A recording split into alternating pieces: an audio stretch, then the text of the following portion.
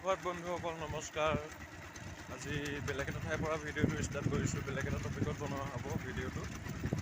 আজি Facebook password আৰু Gmail পাছৱৰ্ডক লৈ।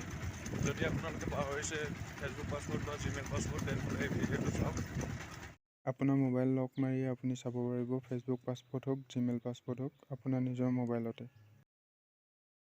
তেনেহ'লে বলক বেছি দেৰি নকৰি ভিডিঅ'টো ষ্টাৰ্ট কৰোঁ। ভিডিঅ'টো ষ্টাৰ্ট কৰিবলৈ হ'লে যাব লাগিব মোবাইল স্ক্ৰীণত। মোবাইল স্ক্ৰীণৰ পৰা ষ্টাৰ্ট কৰিছোঁ ভিডিঅ'টো, বলক। প্ৰথমতে আপুনি মোবাইল স্ক্ৰীণত যোৱাৰ পিছত ক্ৰোম ব্ৰাউজাৰটো অ'পেন কৰি ল'ব লাগিব।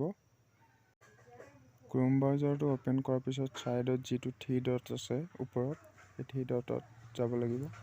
তাৰপিছত যাব লাগিব আপুনি ছেটিংছত যোৱাৰ পিছত যাব লাগিব পাছৱৰ্ড। ছেকেণ্ড অপশ্যনটো দেখিব পাইছে পাছৱৰ্ড।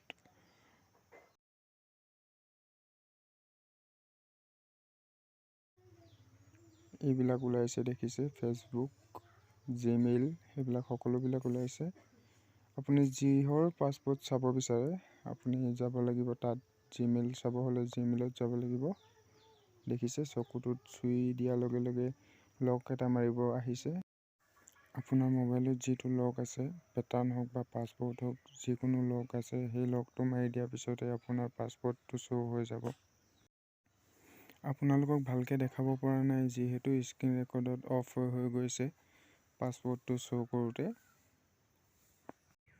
এলাও নাই স্ক্ৰীন ৰেকৰ্ডত দেখাবৰ কাৰণে।